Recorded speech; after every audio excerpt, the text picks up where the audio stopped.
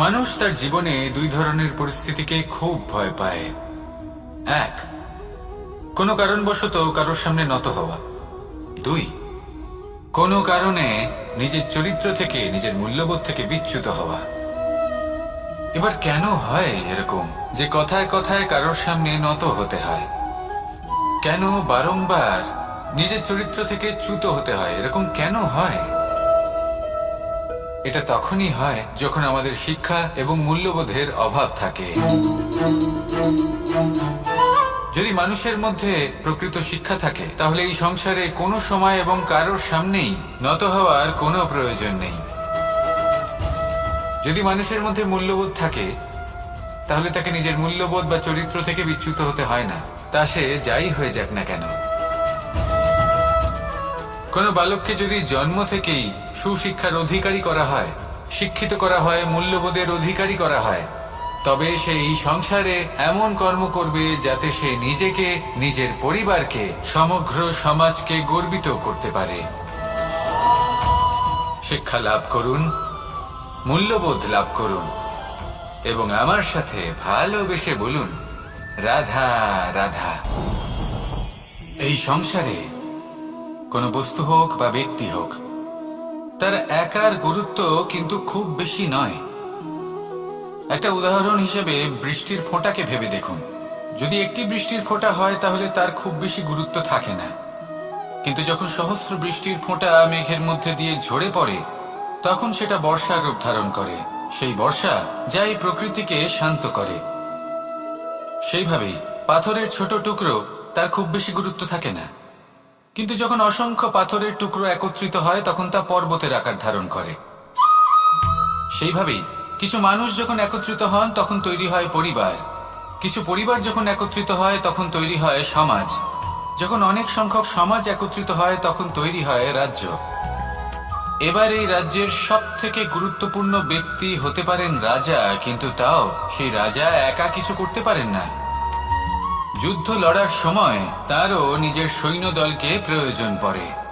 কিন্তু এই সংসারে এমন একজন ব্যক্তি আছেন যিনি একাই সব কাজ করতে থাকেন, এবং সেই ব্যক্তি হলেন মা। আমাদের জীবনে একজন পিতার ভূমিকা কিন্তু নিঃসন্দেহে অমূল্য, কিন্তু আমাদের সকলের জীবনে যে ভূমিকা একজন মায়ের, তা অন্য কারোর থাকে না। একজন মা একাই সন্তানকে বড় করতে পারেন, সংস্কারী করে তুলতে পারেন, তার জন্য পরিশ্রম করেন। আর এত কিছু কাজ করার পরেও তার কাজের জন্য তিনি প্রশংসা অবশ্য পান না। উল্টে যদি সেই সন্তান অনুচিত পথে চালিত হয়, অনুচিত কর্ম করে, তখন সেই মাকেই অপবাদের পাত্র হয়ে উঠতে হয়। আমাদের জীবনে মায়ের যোগদান কতটা সেটা বুঝুন। আপনাকে বড় করে তোলার জন্য উনি কতটা পরিশ্রম করেছেন সেটা বুঝুন। আজ থেকে, এখন থেকে, এই মুহূর্ত থেকে মাকে সম্মান করতে শিখুন। যখন সময় পাবেন, যখন সুযোগ হবে, তখন তার প্রশংসা করুন, ওনারও ভালো লাগবে। আর মায়ের এই মমতার জন্য, তার এই ভূমিকার জন্য আসুন সবাই মিলে আমরা তাকে প্রণাম করি,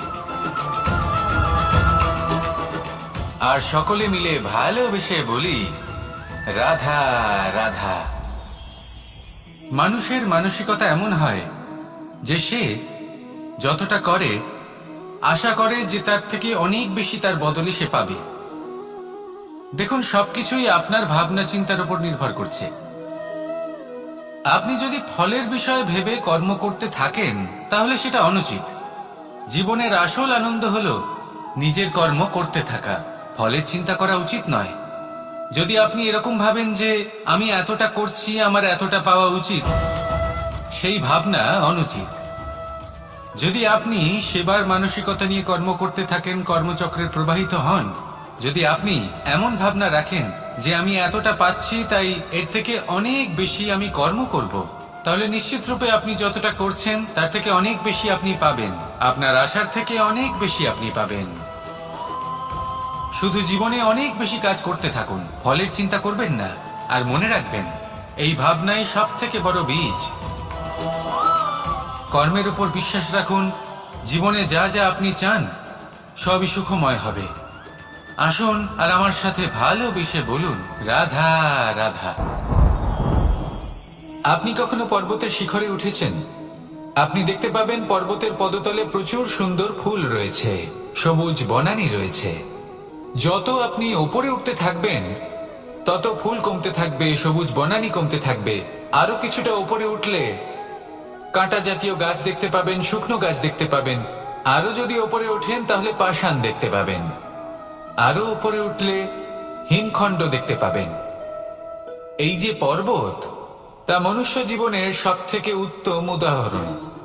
মানুষ যখন সাফল্যের শিখরে পৌঁছতে চান, মহানুভবতার শিখরে পৌঁছতে চান, পথে যত আস্তে আস্তে উপরে উঠতে থাকেন ততই ভৌতিক বস্তু তার থেকে বিচ্ছিন্ন হতে থাকে। যদি তিনি সেই ভৌতিক বস্তুগুলি ত্যাগ না করতে পারেন তাহলে কখনোই সেই স্থানে পৌঁছতে পারবেন না। আর মানুষ যদি উচিত ত্যাগ করতে পারেন, পথে অগ্রসর হতে থাকেন, এগোতে থাকেন, তাহলে একদিন না একদিন তিনি মহানুভবতার, জ্ঞানের, সাফল্যের হিমের স্বাদ অবশ্যই লাভ করবেন। মনে রাখবেন, মানব জীবনের ত্যাগ হলো অত্যন্ত গুরুত্বপূর্ণ অংশ। আসুন আমার সাথে ভালোবেসে বলুন, রাধা রাধা। আপনি কখনো কোনো বাজকে নিজের বাসা বানাতে দেখেছেন? এই বাজ যখনই কোনো বাসা বানায় তখন উঁচু গাছের ডালে বা কোনো পর্বতের শিখরে বাসা বানায়, অনেক উচ্চতায়। আর সেখানে তার সন্তানও জন্মগ্রহণ করে।